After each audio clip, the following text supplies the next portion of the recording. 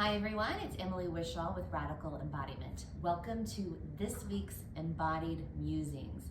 Last week I shared on the posterior line of the body. So I was talking about the thoracolumbar fascia, the fascia on our sacrum that then goes into the sacrotuberous ligament, that then goes into the hamstring, calf, into the bottom of the foot, the plantar fascia. So often, if someone has plantar fasciitis, pain in the bottom of the foot. Apologies for my dog, her toy. This is our take 3, so we're just gonna do it. But if you often somebody has plantar fasciitis, that pain, the bottom of the foot, helping to release this line can be really supportive, because often when plantar fasciitis, when that fascia is inflamed, working directly on it is too much. So I'm going to show you just simple how to do this using a foam roller. You will see my foam roller, it's soft density, right? So it's got give. You want your body to be able to melt and not like tense up and be in pain. So I'm going to start with just kind of on that sacrum, that low back area. So I'm just going to bend my knees and then just roll over, letting my shoulders come to the ground. This in itself is just a nice restorative posture, and even where I have the foam roller for me is a good place for me to just work to help bring my breath, help my low back release a little bit. Then you can kind of bring it down the sacrum. Then I'm gonna just show you using my right leg in the video. If I wanna work more the glutes, the sacrotuberous ligament, that wasn't the first video. So if you don't know where it is and you want guidance, watch the other video. But I like to just kind of honestly roll my body. So you can see this leg's been, I'm working my right glute, the glute that is on the foam roller, just going slowly, finding a spot that's like, ooh, that's juicy, there's a lot of sensation, and then I might just like hang out there and breathe. Then I can kind of roll it a little lower, do the same thing. Then, if we want to get into our hamstring, you will put the foam roller under the hamstring you're wanting to work. I like to, so my suggestion would be to have your hands on the ground, fingertips point back behind you. And then just to help protect the integrity of your shoulder joint, you're gonna think of bringing your shoulder blades down and together. So I'm like outwardly rotating at the head of the shoulder here. So that just helps me have a nice posture that's supportive here. And then I'm just gonna use my arms as the fulcrum. I'm not really using any strength in my arms. Then I'm crossing my other leg over this leg, and that for me is because I need a little more feedback. If you don't need the feedback, that leg can be on the ground, it can be bent, it can be down at the shin. I'm gonna bring it up on the quad. You don't wanna cross that leg directly on your kneecap. Then I'm just gonna press my hands into the floor and roll. So you'll roll up to kind of your sits bone where the hamstring attaches, all the way to the knee. And you can think each roll, you can think, okay, I'm gonna now bring my big toe down to the ground, and now my little toe down to the ground, and now my big toe.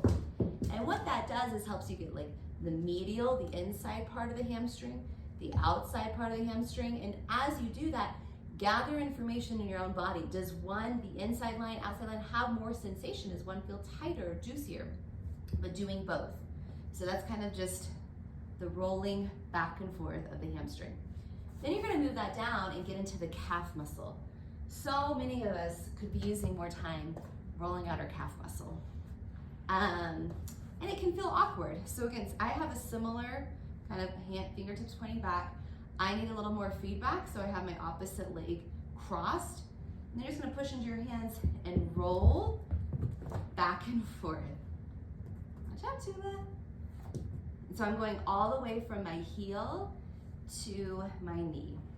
And if this is hard, you can have the opposite leg on the ground for a little bit more stability. And again, getting the outside, the inside of the calf. Then for extra credit, to really be intentional with it, what I like to do and encourage a lot of my clients to do if they're dealing with foot, ankle pain, really tight calves, is to find a spot that's juicy in the calf from rolling it. Juicy means it's tender, there's more sensation.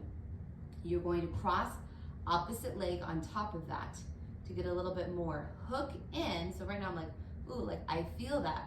Then I'm going to watch this foot, my right foot, I'm going to flex and point, going through a full range of motion at the ankle joint, really paying attention to how my foot is tracking.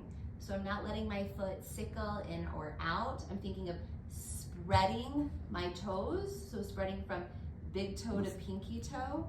And I'm just gonna do this a few times, and then I might go a little lower and do the same thing and then move my butt back, right, to like help with sensation. But what's great about that is you're helping to do a little bit of remapping, retracking with the ankle joint while you're helping to release the calf muscle. So that's all I'm going to show you for the posterior line. It's a great line to work, again, if you have pain in your feet. If you tend or have been told that you tend to have a posterior, so your tailbone's going under your body, tuck, and in your pelvis, this would be a great line for you to help hydrate the tissue, bring more blood flow, bring more circulation, which will allow your muscles to differentiate and glide and slide on top of each other, as opposed to moving as one unit, which will start to pull our body out of alignment and will shift the overall functioning of how the muscles fire. So also, if you're someone who's ever been told that your glutes aren't firing properly, this would be great to just kind of, often muscles that are weak are also tight and they're kind of clumped together. So doing a little bit of foam rolling work like this before going into a movement where you're actively working to activate, engage, and strengthen the glutes can be really, really helpful in regards to helping the muscle actually fire properly. Okay, so go get a foam roller. I will have a link for this soft foam roller if you're curious where to find that, because foam rolling doesn't have to be painful. In fact, it shouldn't. It should feel good. All right, thanks for tuning in to this week's Embodied Musing. Take care.